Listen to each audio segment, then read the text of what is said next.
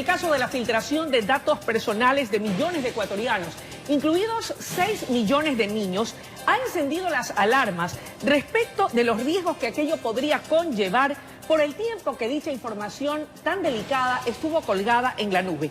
Para el análisis hemos invitado esta mañana al economista Alfredo Velasco de la empresa Unidades Usuarios Digitales. Qué gusto que nos acompañe, Alfredo. Buenos días, bienvenido. Quisiéramos iniciar esta entrevista preguntándole de manera puntual y un poco para que la gente que no está familiarizada con estos temas nos diga qué es la nube y cuáles son las consecuencias de que datos tan delicados de cerca de 20 millones de ecuatorianos hayan estado colgados en la nube. Bueno, muchísimas gracias por el espacio y un excelente día a todos los televidentes. Realmente la nube es, digamos, el término sexy o mediático con el que se conoce a los servidores. Entonces, lo que generalmente se llama la nube son espacios en servidores, en computadores grandes, en espacios en los discos duros, que se comercializan para poner ahí la información. ¿Cuáles son las consecuencias de que los datos de millones de ecuatorianos, incluidos menores de edad, hayan estado colgados en la nube por tiempo que aún no se ha podido determinar?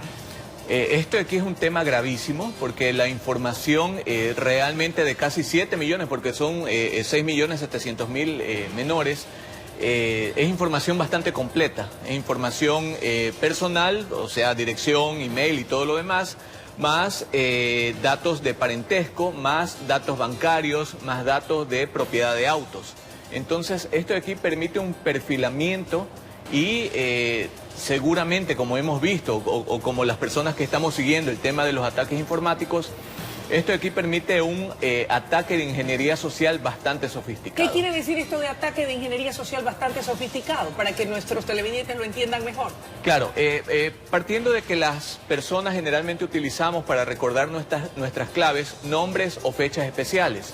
Al estar expuestos a estos nombres o fechas especiales, básicamente lo que hacen es una combinación, los atacantes, para poder acceder a cada uno de nuestros perfiles. Pero esto de aquí, digamos, es una de las tantas opciones con las que hemos visto que se pueden atacar con datos. ¿Quiere decir que podríamos ser blanco fácil de gente que haciendo mal uso de esos datos puedan perpetrar cualquier tipo de delitos? Sí, definitivamente. ¿Como por ejemplo? Por ejemplo, partiendo de este tipo de llamadas incómodas, porque esto aquí ya se establece como un delito el tema de la comercialización de datos, que va bastante por ahí.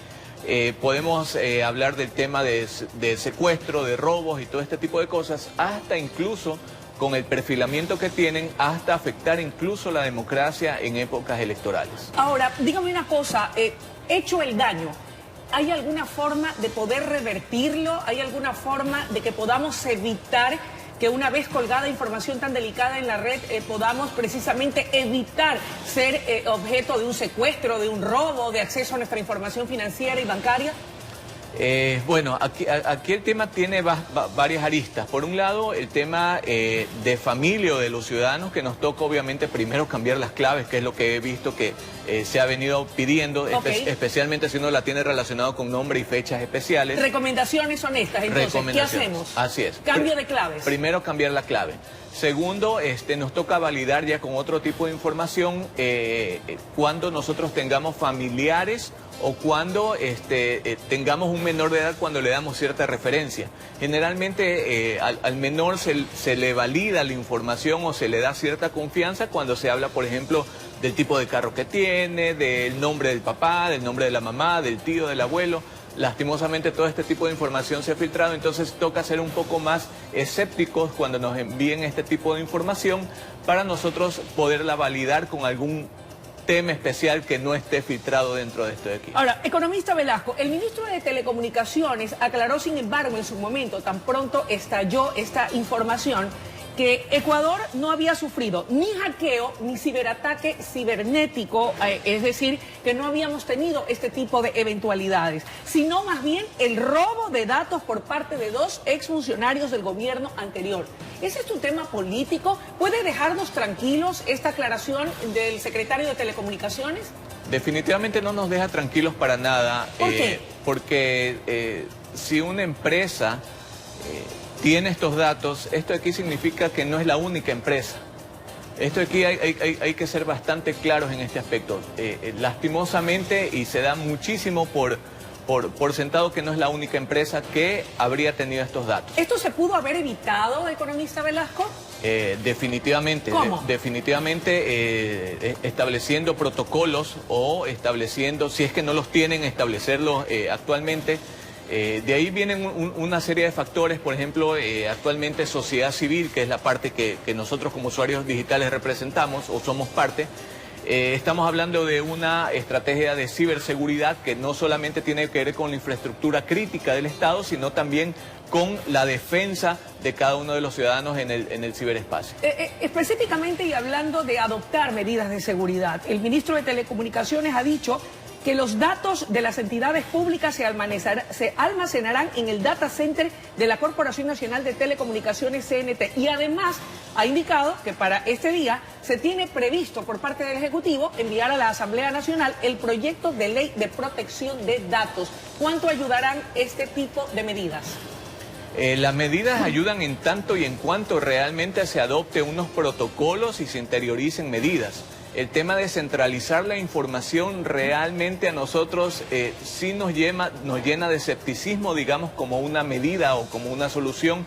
Por otro lado, vale recalcar que tenemos 9 cuerpos legales, 9, que protegen los datos de los ecuatorianos. Tenemos desde el Código Penal, que hasta hace unos años fue uno de los códigos penales de avanzada porque incluía delitos informáticos. Entonces, no es que no tenemos un marco, que existe una ley específica, sí, es necesario, pero también necesitamos autoridades que ya teniendo un marco legal no han sancionado o poco han hecho al respecto. ¿Quiere decir entonces que la legislación vigente no ha sido suficiente, que se requiere más específica como la que se tiene previsto enviar el día de hoy y sobre todo, y lo más importante, que se aplique?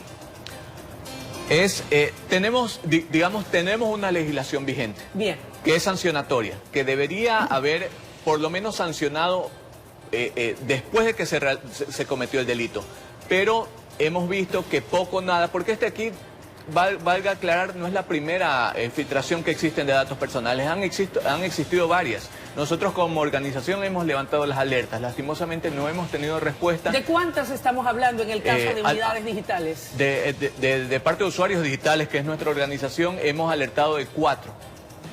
De las 4 no hemos tenido respuesta y lastimosamente tampoco hemos visto acciones. No sabemos si la habrán tomado, pero no hemos visto desde afuera acciones que se hayan tomado para este tipo de temas. Aprovechando la coyuntura de su presencia, mucho se estila ya en la cotidianidad de la sociedad civil y en todos los ámbitos enviar fotografías, videos de situaciones íntimas, muy personales.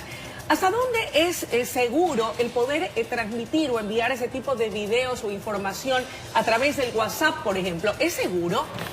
A ver, el tema de WhatsApp es seguro de punto a punto, es decir, si una persona envía a la otra, nadie puede leerlo en el intermedio. El tema obviamente aquí ya pasa por protocolos o pasa por hackeos o cuestiones por el estilo. O sea, si viene alguien y hackea este celular, toda la información que recibe este celular se la va a poder ver.